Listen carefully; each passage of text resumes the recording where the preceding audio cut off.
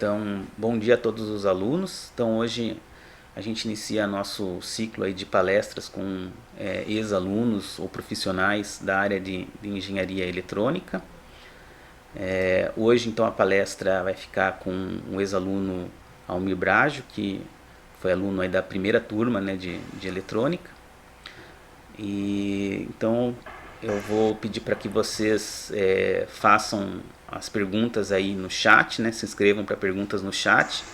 Se quiser pode fazer a pergunta diretamente no chat ou então pedir a palavra que daí no momento que o Almir deixar aí a gente libera para vocês fazerem a pergunta pelo microfone, tá ok? Eu vou estar coordenando aqui o chat e vou passar também o link para a pesquisa ali para vocês responderem a chamada. Ok? Então vou passar a palavra aí para o Almir. Bom dia a todos. Vocês estão enxergando a minha tela aí? Estão enxergando a tela do Meet? Beleza, então. Vou trocar aqui, daí eu vou parar de enxergar vocês, tá? Eu estou só com um monitor. Bom, pessoal, eu primeiro agradeço o convite do professor. Essa apresentação ela vai ser bem sucinta, digamos assim, no sentido de não ser muito aprofundada, né? Então, eu vou trazer aqui para vocês três exemplos de projetos e no final de cada exemplo vou abrir para perguntas aqui e no final da palestra também, caso vocês tenham alguma pergunta ou alguma curiosidade a mais, ok? Bom, eu me chamo Almir Augusto Brágio, eu sou natural de Cascavel, e é Toledo. Atualmente estou em Foz do Iguaçu. Tenho 29 anos. Eu entrei na UTFPR em 2009, possivelmente a última turma ou penúltima turma em que houve o vestibular na UTFPR, depois passou a ser pelo Enem, né? E por curiosidade, o curso ele se chamava Engenharia Elétrica, com ênfase em engenharia industrial elétrica, com ênfase em automação, e naquela ocasião houveram algumas alterações com o CREA, junto ao MEC também, e o curso, devido à grade, ele passou a se chamar Engenharia Eletrônica, tá? Na, na, na minha turma, para vocês terem também um pouco de curiosidade, entraram 44 pessoas e se formaram seis, mas nos semestres seguintes foram se formando o restante do pessoal, né? Então, houve muita gente se formou aí dessa primeira turma do 2009, inclusive eu trabalho atualmente com gente que se formou junto comigo, né? Que é, por exemplo, o Felipe Lorenzetti, hoje eu trabalho junto a ele. Em 2014, no final do curso, eu comecei a fazer estágio em Cascavel, numa empresa chamada Inove Tecnologia e Sistemas Eletrônicos. E essa empresa, depois ela foi vendida para uma empresa de Minas Gerais e ela era de um ex-professor aí da UTFPR, o professor Claudinei. Então, eu entrei como estagiário, depois eu fui contratado, trabalhei até o final de 2015, dezembro de 2015, quando a empresa foi vendida. Depois de 2016 até o início de 2017, eu trabalhei com alguns projetos como freelancer, como autônomo em Cascavel. Eu atendi três empresas em Cascavel, basicamente com projetos de hardware. E depois, em março de 2017, eu entrei aqui no Parque Tecnológico Itaipu, em Foz do Iguaçu, como trainee. E na metade de 2017, mais ou menos, eu fui contratado como um engenheiro e é o cargo que eu ocupo até os dias de hoje. Bom, quais são as minhas experiências, né, na minha vivência profissional. É, por, por gosto mesmo, eu sempre gostei bastante da área de projetos de hardware e de placas de circuito impresso, e um aprofundamento, digamos assim, um pouco maior na construção do meu trabalho de conclusão de curso, em que eu fiz uma placa de circuito impresso para teste do processo de configuração de FPGAs, né? Então, vocês têm acesso também ao banco de dados de TCCs na UTFPR. Eu recomendo vocês a darem uma olhada no quais foram os trabalhos dos ex-alunos. Lá tem o meu trabalho, caso vocês queiram dar uma olhada. E ele foi construído utilizando o Altium Designer, né? Na, na minha, como é um software proprietário, o Altium Designer, quando eu trabalhei como autônomo, eu utilizei bastante o KiCad para desenvolvimento dessas placas de circuito impresso. Mas existem hoje outras soluções aí para desenvolvimento de placas de circuito impresso bacanas. A maioria são pagas, infelizmente, mas tem soluções aí que eu recomendo vocês darem uma olhada e a KiCad é uma delas. No, Na minha vivência, eu sempre trabalhei com o projeto de hardware desde da sua concepção, né? Então, assim, o que que eu preciso ler, o que que eu preciso mostrar, o que que eu preciso fazer um condicionamento de sinais. Então, a gente trabalhou muito com softwares de simulação de circuitos analógicos e digitais. Atualmente, no meu trabalho, eu tenho utilizado o PSIM, que é uma ferramenta de simulação voltada para eletrônica de potência, mas ele também tem alguns módulos de SPICE, em que facilita bastante a simulação de circuitos analógicos, né? Vocês vão ter contato com essa ferramenta, com o SPICE, provavelmente em alguma versão free. Hoje tem o LT SPICE, vocês podem baixar e fazer alguns testes com mais próximo da realidade, e depois vocês podem testar isso em bancada, aí nas experiências que vocês vão ter aí nos laboratórios de eletrônica do curso. Tratando-se de condicionamento de sinais e projetos de filtros, a gente costuma bastante utilizar o MATLAB, mas hoje também já existem outras ferramentas aí que você consegue fazer esse projeto de filtros e, e simulação mesmo de diagramas para diagramas de Bode, por exemplo, para vocês fazerem os seus projetos de hardware. E, por fim, principalmente em C, mas também já trabalhei bastante com Linux embarcado. Eu trabalhei com sistemas embarcados em si, que é o seguinte: eu vou dar o exemplo mais para frente, mas desde a construção do hardware eu preciso fornecer pelo menos o básico de como esse hardware vai funcionar para o cliente, né? Então, é o que a gente chama de camada de abstração de hardware, né? Então, você fornecer pelo menos o básico para uma pessoa dar prosseguimento, ou eu mesmo dar prosseguimento, né, nesse sistema, né? Nesse código.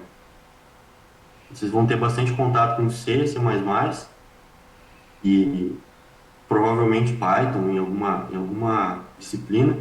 E eu recomendo vocês a se dedicarem bastante em programação, porque você, cons você consegue fazer muita coisa legal aí se você dominar a programação. Aqui, como primeiro exemplo, nenhum dos três exemplos eu vou dar muita informação, nem de nomes de clientes ou dados muito podem ser sigilosos, mas Você pode me perguntar, se tiver mais alguma dúvida, eu tento responder o mais perto da realidade possível. O primeiro exemplo aqui, um exemplo em que não envolveu ainda projeto de de placa de circuito impresso, mas tem previsão para isso, que é basicamente a gente realizar uma prova de conceito, que é comum hoje na engenharia o pessoal utilizar a sigla POC, né, que é Proof of Concept. Você fazer uma prova de conceito, ver se aquele projeto ele é realmente viável de ser realizado, né? Então, aqui, como exemplo, eu trouxe um, uma interface de comunicação com um equipamento especial. Esse equipamento, ele é encontrado apenas no caso, ele é um leitor de radiação de dosímetros. Ele é utilizado em usinas nucleares e esses leitores, eles fazem a leitura do possível, né, da possível radiação armazenada em dosímetros pessoais que as pessoas utilizam, os funcionários de usinas nucleares utilizam no seu dia a dia. E esse equipamento é da década de 70, 80, e para ele ser compatível com um computador atual, ele precisa aí na imagem você dá para ver, são cinco equipamentos aí, um em cima do outro. Cada leitora, ela precisa desse equipamento para fazer basicamente a interpretação dos dados da leitora e disponibilizar para um computador. E foi realizada uma prova de conceito, né, para ver se esse projeto era realmente viável. Eu gostei de trazer isso para vocês, para mostrar que nem tudo sai zero para um projeto realmente que pode ser comercializado, digamos assim. Então aí a gente utilizou um Raspberry Pi para fazer interface de comunicação com essa leitora e acabou que esse dispositivo ele faz a interpretação dos dados dessa leitora, do protocolo dessa leitora, é um protocolo fechado, um protocolo que não está disponível na internet aí, mas a gente teve acesso, pelo menos parcialmente, a algumas mensagens que essa leitora disponibiliza, e a gente conseguiu fazer uma espécie de engenharia reversa, né, digamos assim, em que a gente conseguiu ler os dados necessários que essa leitora disponibiliza da, do, da saída dela, digamos assim, e disponibilizar num servidor de dados em que os funcionários que manipulam essas leitoras têm acesso muito mais fácil. E, e os problemas que eles tinham de velocidade de comunicação, que era muito baixo, foi basicamente resolvido com o uso dessa nossa solução. Essa solução foi construída em C e C++, e a partir do banco de dados ela foi construída se eu não me engano, foi o MongoDB, é um banco de dados aí utilizado hoje em dia em algumas aplicações, e também, se eu não me engano, foi utilizado o InfluxDB, né, nesses testes. E os problemas que a gente solucionou foi, com essa prova de conceito, tanto da velocidade que eu já comentei, mas da não necessidade desse equipamento verde aí que eu mostrei para vocês, esses cinco equipamentos. Então, basicamente, a gente reduziu um custo deles de manutenção e que não é necessário mais a aquisição desse equipamento aqui de, de interface com a leitora e, basicamente, agora o pessoal pode consultar os dados quase que em tempo real da leitora.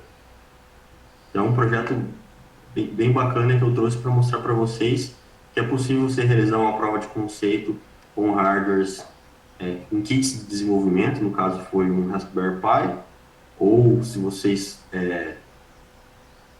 hoje em dia têm muito mais facilidade aí em obter ferramentas como Arduino, esse tipo de coisa, esses hardwares podem ser utilizados como prova de conceito e depois vocês podem construir realmente o produto de vocês para disponibilizar em mercado. Antes de passar no exemplo 2 aqui, eu queria ver se vocês têm alguma pergunta em relação a esse primeiro projeto.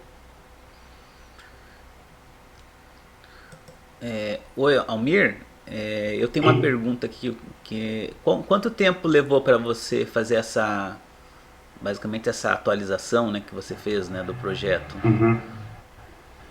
Esse projeto, como ele foi realizado no cliente, digamos assim, que foi na usina, foi numa usina nuclear, ele teve que ser realizado em tempo recorde, assim, sabe, Fábio? Foi em uma semana, Em uma semana, nossa. mas foi uma semana, por isso que eu falo que é uma prova de conceito. Então, a gente mostrou que é possível realizar isso, e depois, agora o projeto tá sendo escrito, né? O projeto tá na etapa de contratação, digamos assim, que a gente vai realmente desenvolver uma solução para uso do pessoal lá da usina. Ok. O pessoal está perguntando aqui, o Vitor Honorato, Uhum. ele perguntou se Essas caixas essas caixas verdes são tá. adaptadores de sinal analógico para digital? Não, eles são simplesmente são como se fosse um gateway de comunicação. Eles interpretam um protocolo e fornecem na entrada deles, eles interpretam um protocolo e na saída disponibilizam um outro protocolo aberto. Então,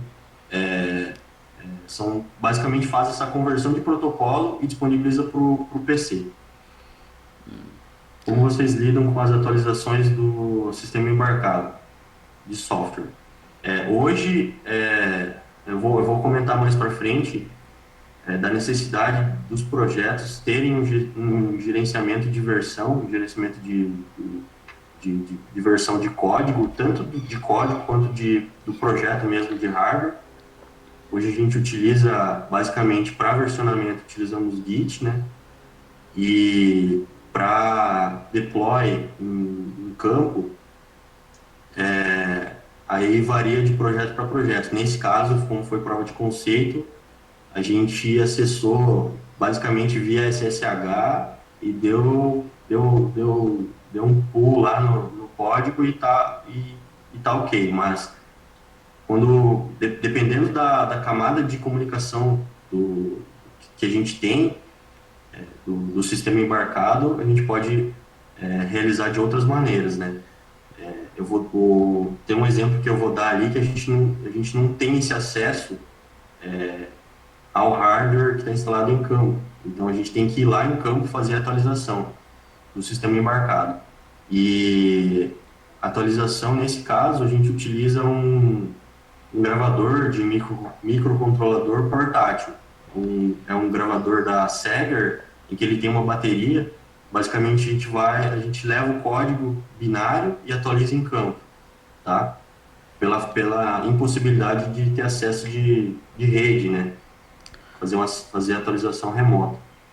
Mais Beleza, Fábio? mais uma duvidazinha minha aqui. Daí o dosímetro, lá que você falou que mede a radiação, ele liga naquelas caixas verdes, é isso? Ou ele comunica ainda por Não, outro? ele vai dentro da leitora. Eu não sei se vocês enxergam o meu mouse.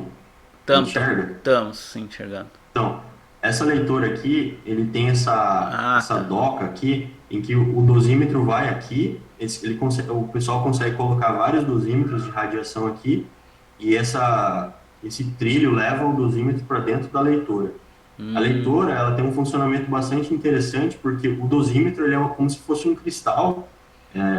Existem vários tipos de dosímetro, mas é um cristal, um material que se ele passa por uma radiação, ele absorve essa radiação e armazena em forma de energia. Quando esse cristal ele é aquecido, ele libera essa energia em forma de luz. Então é chamado de termoluminescente. E basicamente o que a leitora faz verificar o quanto de luz esse cristal liberou. Então, Uhum. se o cristal liberou a uma dose X de radiação, esse funcionário que estava carregando esse dosímetro, ele possivelmente ele não vai poder participar mais das atividades, né, dentro da usina, porque ele tomou uma dose de radiação que pode comprometer a saúde dele, né?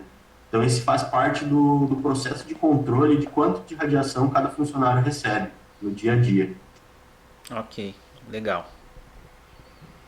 Acho que. Esse equipamento, só para vocês terem uma ideia, é da década de 70, 80, e ele está funcionando até hoje, sabe? A área a área nuclear, ela, ela chegou, digamos assim, no, num nível de excelência que os equipamentos, eles funcionam, os equipamentos das décadas de 70, 80 funcionam até hoje sem problemas, né? Exceto essa questão de velocidade de comunicação, essa questão de protocolo, esse tipo de coisa, né? Beleza? Ok, pode Vocês mais alguma? prosseguir aí, acho que não tem mais perguntas. Como exemplo 2, eu trouxe aqui uma aplicação de monitoramento de sinais em campo, né? Esse aqui foi um projeto de P&D, junto à Copel, que basicamente a gente precisava fazer leitura de sinais de campo, de sensor de biomassa, produção de biogás. E, nesse caso, são vários produtores de biomassa. É, ele é canalizado até uma usina de geração, né? Uma usina de geração que faz a queima do gás e gera energia. Projeto aí aqui da região, lá de Entre Rios do Oeste. E como que a gente vai fazer esse monitoramento, né, nas propriedades? É, os produtores rurais nem sempre têm internet, nem sempre têm sinal de celular. Nesse caso aqui, quase nenhum tinha sinal de celular. Esse projeto iniciado em 2016, se eu não me engano, a gente chegou a alguns problemas de limitação técnica, tecnológica. A gente não encontrava soluções para fazer a leitura desses dados de forma remota. Leitura de dados que eu digo seria uma leitura de dados de temperatura, pressão, vazão de gás, são utilizando sensores industriais, né? Então a gente chegou a uma solução, aqui eu trouxe só como exemplo o diagrama do hardware que a gente construiu, em que a gente levantou os requisitos. Na época, a gente não tinha bem definido quais eram os requisitos, os sensores que a gente deveria amostrar em campo e também quais eram os níveis de tensão ou coisa do tipo, quais eram os equipamentos em que a gente precisaria retirar da planta ou ligar da planta. E a gente chegou nesse desenho, eu trouxe para mostrar para vocês também que é possível você rabiscar aí um hardware antes do seu projeto em si. E aqui vocês podem ver que a gente chegou a uma construção em que a gente teria um hardware com 8 entradas analógicas, 8 entradas digitais, 4 saídas digitais. Então, basicamente, com isso aqui a gente poderia atender a nossa planta. Tudo isso interfaceado com um controlador da Atmel, né? É um SAN-D21, ele é um ARM Cortex-M0. O sistema que roda nele aqui, ele é C puro, não foi construído em cima de um sistema operacional de tempo real, a gente construiu aqui pela, pela simplicidade mesmo do código. E a interface com o sistema de monitoramento mesmo é via rádio, utilizando a rede LoRa. Vocês já devem ter ouvido falar nesse tipo de comunicação. É uma comunicação que a ideia principal é dar a funcionalidade de ser uma rede de longo alcance com baixo consumo de energia, né? A gente, então, implementou isso em campo. Antes de falar aqui como que isso foi instalado em campo. Na esquerda é um projeto da, do hardware, foi feito, então, foi realizado o projeto em Altium Designer e baseando-se num case de mercado, no caso, anti-Phoenix Contact. Então, eles já fornecem um case, né, que é essa parte plástica, essa parte branca e essa parte preta aqui, é só uma base e uma tampa. Então, a gente construiu a placa para ela se encaixar nesse case e utilizando conectores do tipo push-in para facilitar a montagem. Push-in, que é basicamente você chegar com o seu sensor e conectar aqui sem precisar parafusar, nada, né? Então, e essa montagem ela foi construída com SolidWorks. Então, quando a gente fez essa construção aqui, a gente mostrou para o cliente, no caso a Copel, e daí demos prosseguimento. Na direita já é o hardware construído, pronto para ser instalado, né? Então, aqui dentro tem o, o hardware que a gente projetou, de acordo com o que eu mostrei no slide anterior, ali no diagrama de blocos. E aqui na foto da esquerda é o hardware montado em campo dentro de um painel industrial, basicamente com fonte 24 volts, disjuntores, e a interface com os sinais de campo, com os sensores. Está o nosso hardware instalado. E aqui nesse cabo preto tem a saída para uma antena que fica fora do painel. Essa antena, então eu amostro os dados aqui, os nossos sensores, eu leio e disponibilizo os dados na nossa rede de comunicação. De acordo, como a área lá ela era bastante, não sei o termo correto para isso, mas tinham muitos morros, né, basicamente, a gente teve que elevar a antena na recepção dos dados. Então, lá na recepção dos dados, que tinha o nosso servidor de dados, nossa aplicação de monitoramento, a gente instalou uma antena numa torre de 18 metros, que eu me lembro, acho que foi 18 metros. Então, as propriedades enviam os dados, e nesse ponto vermelho aqui é a instalação da nossa torre, recebe os dados e disponibiliza para o sistema de supervisão, né? Nosso sistema de supervisão. Nesse projeto eu participei basicamente da etapa de campo, né? Não participei da etapa do sistema de supervisão, mas eu tenho um conhecimento aí que a gente, os dados, a partir do que a gente recebe os dados via LoRa, a gente disponibilizava os dados numa fila MQTT, não sei se coisa interessante, uma fila de Tá. mensagens, Cortou um pouquinho basicamente. a parte que você falou ali Oi, do MQD, quando você estava falando do MQD, uma coisa assim. MQTT, Ah, tá. mensagem Kiwi e dos outros T's eu realmente não lembro. Mensagem Kiwi alguma coisa.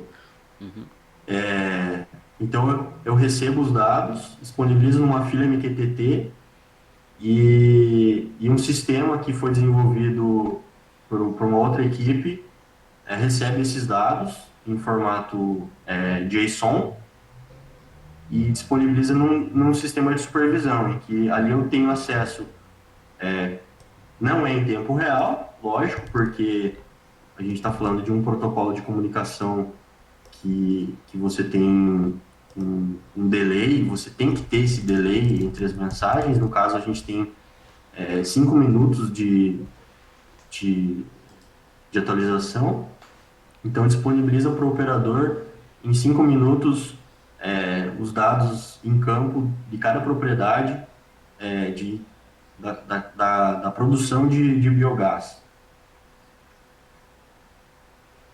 Esse projeto que eu trouxe foi isso. Depois eu já vou citar. ver se vocês têm alguma pergunta.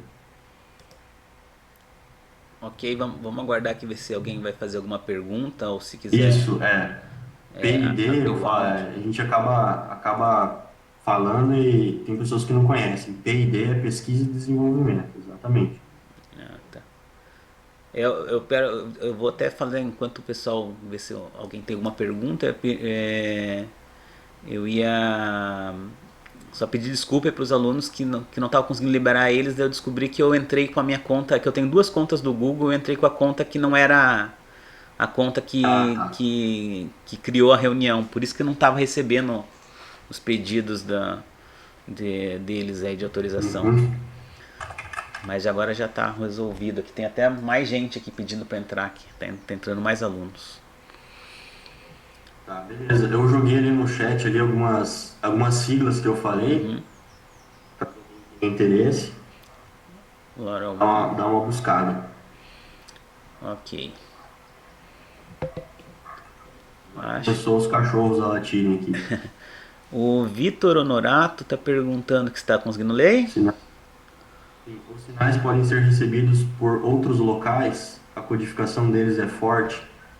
Eu não entendi a primeira pergunta, mas a segunda pergunta, sim, os sinais eles são criptografados em campo, pelo próprio protocolo, né, definido definido pela LoRaWAN, pela LoRa Alliance, na verdade. LoRaWAN é o nome da rede, né?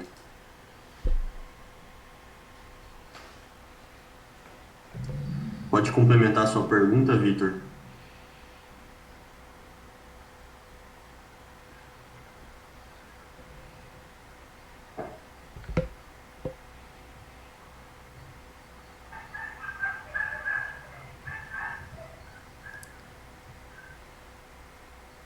Ah, sim, eles podem ser recebidos por outros aparelhos, desde que sejam do tipo que utilizam a rede LoRa, né? A rede LoRaWAN.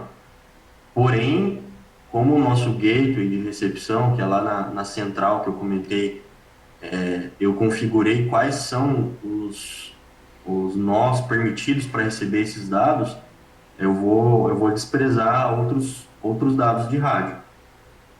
Eu vou receber só os sinais que são de meu interesse. Não é uma rede LoRaWAN aberta, né? Existem hoje em algumas aplicações gateways em que você pode utilizar esses gateways para enviar os dados dos seus sensores, né? Principalmente com esse conceito de cidades inteligentes, cidades conectadas. Você pode ter, por exemplo, um sensor que vai medir, por exemplo, intensidade de ruídos, ou, por exemplo, existem sensores de tiro, né? Sensores de tiro são basicamente microfones em que se ele detecta que houve algum disparo por arma de fogo, ele envia uma mensagem para um sistema, e não necessariamente você precisa estar esse sistema conectado na internet, né? Esse sistema ele pode ser via via rádio, beleza? Vou dar sequência aqui porque a gente tem um tempo curto. O projeto 3 que eu trouxe aqui é basicamente mostrar uma aplicação de eletrônica de potência que está em desenvolvimento. Também é um projeto de pesquisa e desenvolvimento e basicamente as fotos que eu vou mostrar aqui são para mostrar os hardwares que foram realizados, interface com sensores ou o DSP, né? DSP nada mais é do que um microcontrolador. A sigla é Digital Signal Processor. Então, é um processamento digital de processador digital de sinais. Então, ele é um microcontrolador que roda numa velocidade mais alta e tem algumas funções é, diferentes de um microcontrolador comum, né? De um ARM comum. Então, aqui eu consigo fazer operações de ponto flutuante muito mais rápido, né? E nessa aplicação que eu trouxe aqui, a gente passou por alguns problemas que eu gostaria de comentar aqui sim, rapidamente. Foram problemas de interferência, devido também ao chaveamento da nossa eletrônica de potência, E a questão de velocidade, né? Eu preciso ler sensores de tensão, corrente, amostrar em uma velocidade que isso não impacte o meu controle da minha malha, né? Da minha malha dessa micro-rede. Na esquerda aqui, eu peguei essa para mostrar que a gente chegou numa solução para interface de tensão e corrente utilizando conectores chamados board, né? Então a placa. Basicamente, a gente fez uma placa de interface com o nosso SP, o nosso processador aqui. Tá. E aqui eu Opa. consigo mostrar todos os meus sinais de tensão e corrente de uma forma um pouco mais interessante do que a gente tinha visto aí em algumas aplicações. Na direita é uma placa de um barramento, no caso aqui a gente é uma placa de barramento de tensão contínua, corrente contínua, de 400 volts, e basicamente essa placa ela teve que ser construída para a gente fazer interface com capacitores eletrolíticos, que eles estão aqui embaixo, aqui, e com os nossos semicondutores, que eles são conectados aqui e aqui. Eu vou mostrar. Então, aqui é uma aplicação de eletrônica de potência. Vocês vão ter uma disciplina aí de eletrônica de potência mais para frente, em que aqui eu tenho um inversor bidirecional. Por que bidirecional? Ele é tanto um inversor quanto um retificador, né? Eu posso tanto utilizar energia da rede da Copel, quanto devolver energia para a rede da Copel. Ele está aqui. Ele é montado em um dissipador de alumínio e um ventilador, né, para jogar o calor para fora. A gente está trabalhando aqui com 20 quilowatts de potência. A, Conectado a esse inversor, a gente tem um barramento de corrente contínua, que é a placa que eu mostrei. E essa placa faz interface com os nossos conversores DC-DC. Esses conversores eles servem para fazer o interfaceamento com outras fontes ou cargas, né? No caso aqui, a gente tem um boost e um buck boost, né? Um boost buck, digamos assim, porque essa chave aqui, ela tem dois transistores, né? Dois IGBTs. Então, a gente conseguiu fazer um buck boost utilizando essa chave aqui, um boost com essa chave aqui. E para você fazer o chaveamento desse tipo de equipamento de eletrônica de potência, você precisa de um hardware chamado de driver, né? O driver nada mais é do que ele recebe um sinal em um nível de tensão e traduz esse sinal para um outro nível de tensão. Então, eu envio sinais de 5 volts para esse driver e o driver faz a conversão de menos 7 volts até 15 volts para eu conseguir fazer a abertura ou fechamento desse IGBT.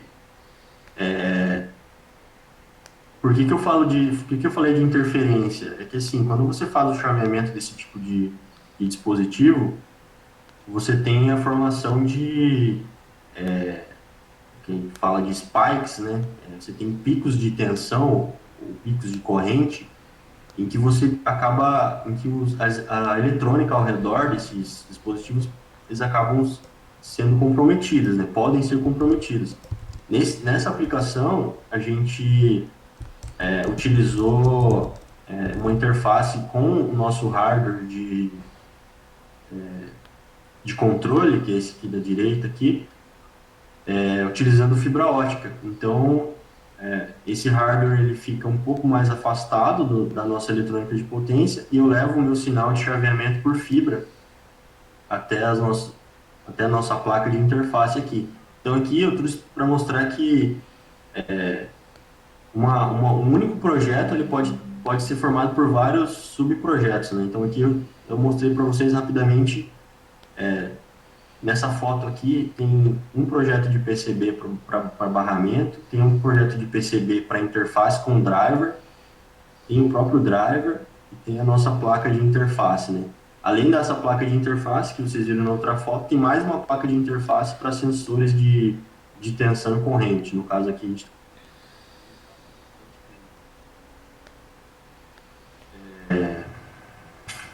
antes de dar sequência aqui, ver se vocês têm alguma pergunta. Eu sei que é muita informação num tempo muito curto, mas a ideia é essa mesmo, é mostrar que a gente consegue fazer bastante coisa. E nesse projeto, Almir, você trabalhou com aquela interface ali só? Eu não entendi muito bem exatamente qual foi a tua função. Esse projeto, exceto o controle, Fábio, exceto o controle da malha de controle dessa microrede, eu trabalhei com um projeto de hardware, a parte de requisitos mesmo, e a programação do DSP. Então, o pessoal fez o controle utilizando PSIM e MATLAB. Eu peguei o código deles e transcrevi para o meu DSP em C. E Aí, pode falar. o objetivo da placa qual que é a aplicação dela, que eu não sei se eu perdi no início ali com você. É que eu não dei muitos detalhes, mas isso aqui ele é uma microrede. O objetivo é você trocar energia de uma fonte para a rede ou da rede para essa fonte, né? Para essa carga. O objetivo dessa placa de controle é basicamente você ler os sinais de tensão e corrente de um lado e do outro lado disponibilizar o sinal de chaveamento para os semicondutores. Então, é quase que o pessoal chama de fio, né? É Power Hardware in the Loop, né? Eu leio os sinais de tensão, traduzo esses sinais de tensão e corrente e, de acordo com o que eu recebo, eu jogo na saída do meu PWM para eu abrir a chave num Dutch Cycle maior ou menor. Mas digo assim, a aplicação dela, por exemplo, seria para você, que até a Flávia também perguntou, né, qual que é a utilidade prática. Mas, por exemplo, se você quiser Tá, pegar um painel solar e ligar ele na rede, assim, por isso. exemplo, seria essa uma aplicação Tá. típica? Eu não comentei, mas esse é um projeto de P&D também junto à Copel, em que basicamente a gente tem, de um lado aqui, a gente tem 10 quilowatts de painel fotovoltaico, Ah, uma tá. bateria estacionária de 20 quilowatts e 20 kWh, uma bateria de lítio, e a gente também tem um veículo elétrico. Esse veículo elétrico, nessa aplicação, eu posso carregar ele, como eu posso descarregar a bateria dele, tá? É uma aplicação, eu não quis entrar muito em detalhes, senão eu ia me alongar muito, mas isso aqui é um carregador de veículo elétrico bidirecional. A ideia dele é utilizar o veículo elétrico quando ele está parado em alguns momentos que o usuário possa utilizar a energia armazenada nesse veículo para algum fim definido, como o pessoal fala de peak shaving, né, que é quando você chega em algum horário em que a demanda da concessionária para a concessionária é muito alta, por exemplo, das 18 às 20 horas, em que você pode sobrecarregar a concessionária, você, ao invés de utilizar a energia da rede, você utilizar a energia dos painéis fotovoltaicos armazenados nessas baterias para carregar o veículo. Ou, se o veículo está carregado ou as baterias estão totalmente carregadas e há uma queda de energia na rede, eu posso prover energia para a rede para operar ilhado, né? Para operar de modo que eu consiga, sei lá, tomar banho, consiga ou pagar menos energia, né? Se das 18 às 20 horas a energia for mais cara, eu posso simplesmente ignorar a energia da concessionária e usar a minha própria energia, né? Entendi. Legal, joia. Vamos ver se tem mais alguma pergunta, senão tem mais uma do o Lucas aqui tá perguntando. Esses três projetos que eu mostrei foram aqui na Fundação PTI. Mas na outra, vamos tentar deixar um pouco mais claro. O PTI é um parque tecnológico em que dentro dele possuem, além das universidades que tem, UniOeste e o Nila, ele tem vários centros de pesquisa. Um dos centros de pesquisa é onde eu trabalho, que é um laboratório de automação.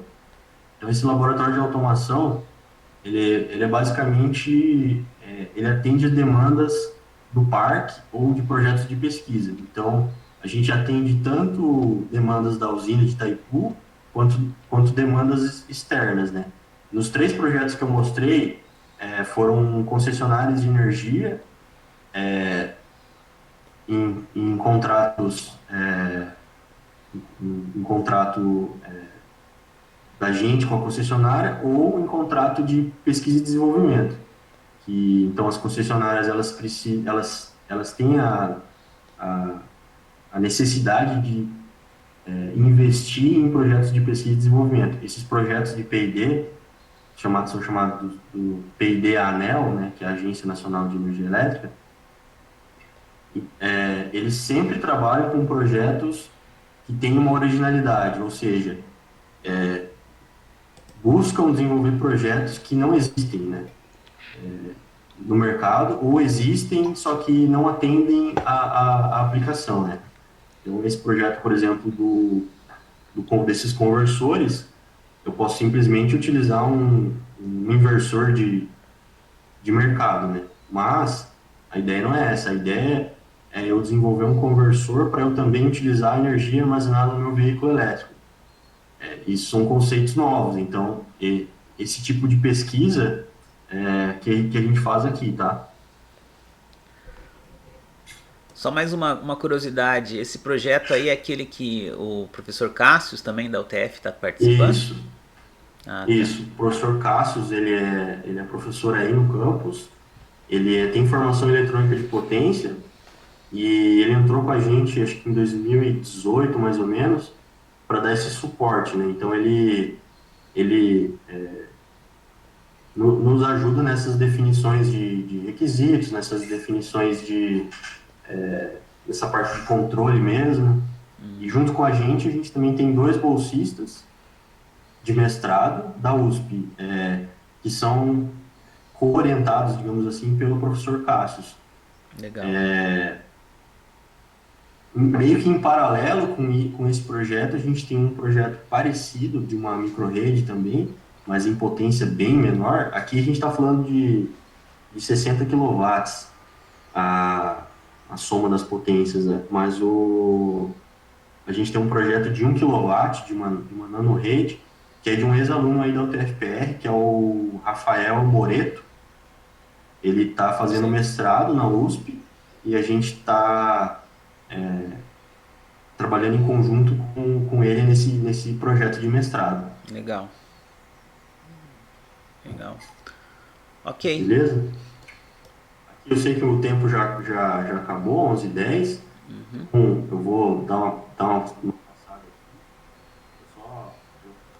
trouxe duas perguntas aqui, só para o pessoal, às vezes o pessoal fala assim, pô, mas você está falando aí só de projeto de placa de circuito impresso, projeto de programação, mas aí a pergunta é, o engenheiro eletrônico trabalha só com hardware ou ele pode trabalhar com firmware?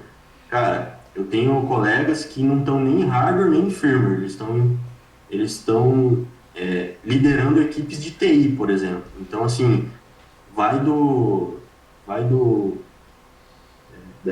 gosto e também vai da facilidade, digamos assim, que você vai desenvolver essas habilidades, né?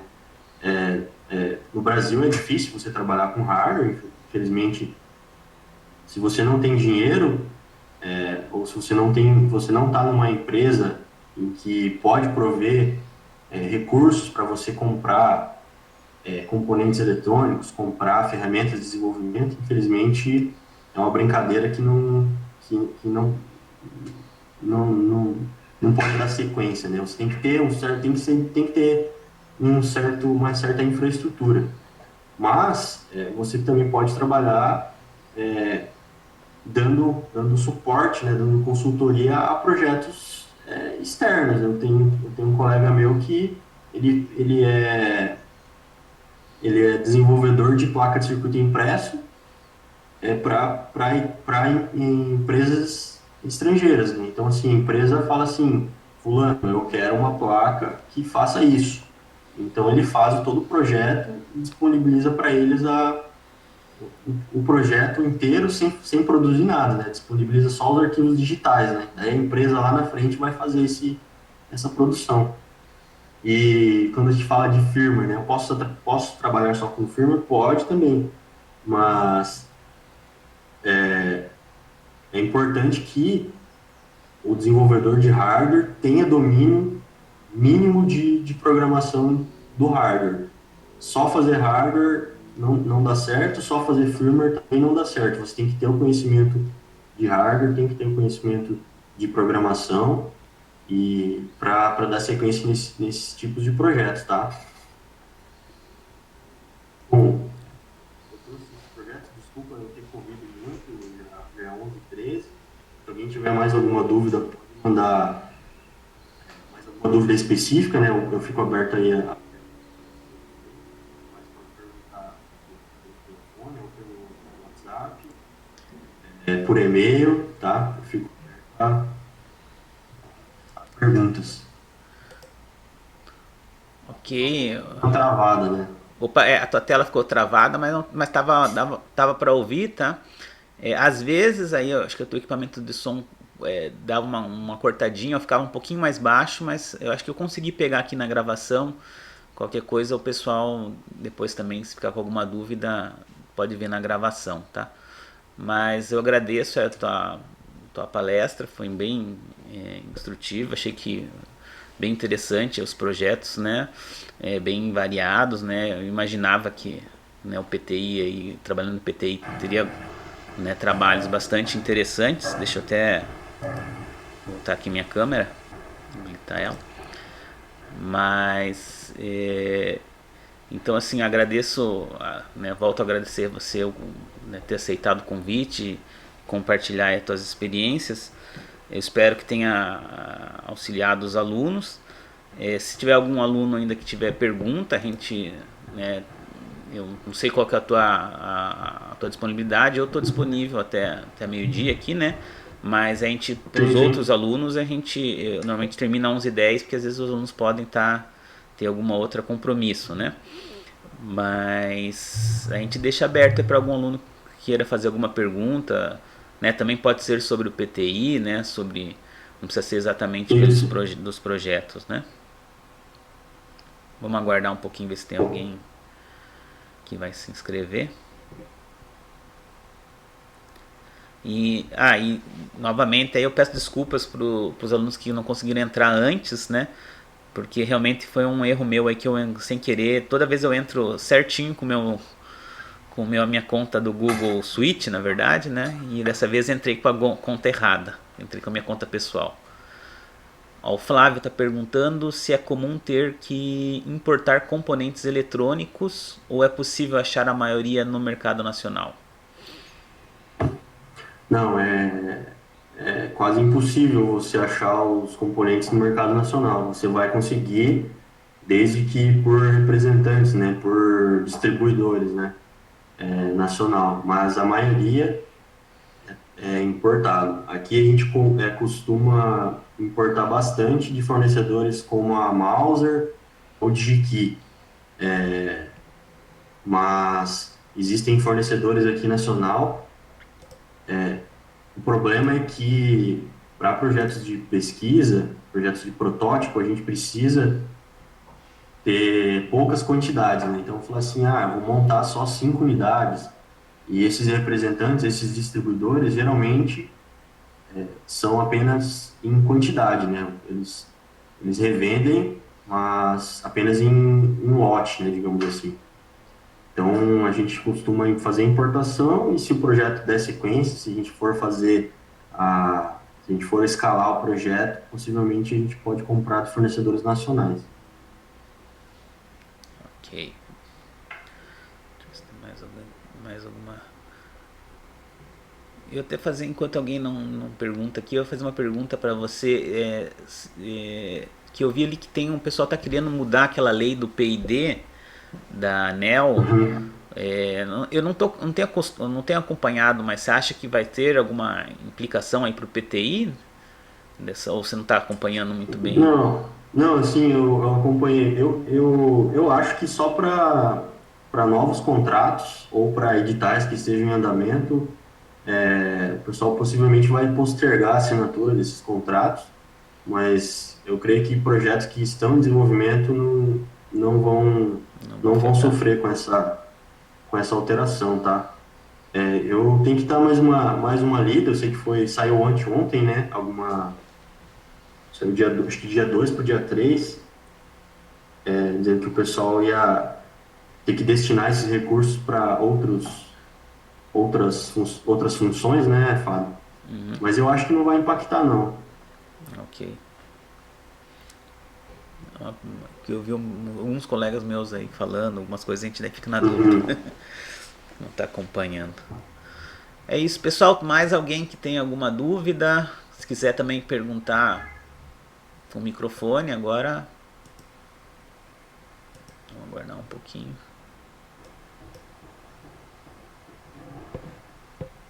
Eu espero que tenha atendido a expectativa de vocês, a expectativa do Fábio também. E peço desculpas se eu falhei em algum momento aí, ou se o áudio cortou. E pode mandar e-mail, mandar mensagem lá que eu tento responder.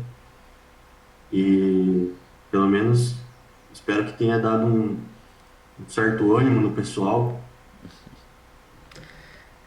Não, eu acho que foi bem interessante, né? E também a que cortou assim foi bem, para mim pelo menos cortou só algumas palavras, assim, sabe, mas ficava mais baixo só, não chegava a cortar, né?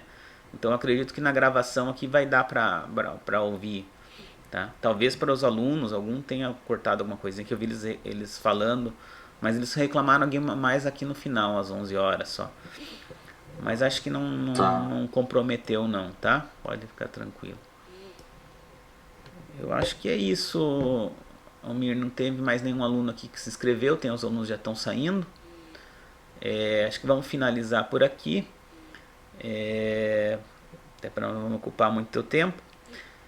Muito obrigado pela tua apresentação, obrigado por ter participado. E a gente espera aí que vocês continuem fazendo bastante projeto, trabalhando bastante, né? Que quem sabe a gente chama mais aí para você passar mais algumas coisas nos próximos semestres, né? Passar mais umas ideias aí para os alunos. Tá Sim, ok? sim. Beleza, beleza. Obrigado a todos. Obrigado pelo convite e à disposição. Até mais, pessoal.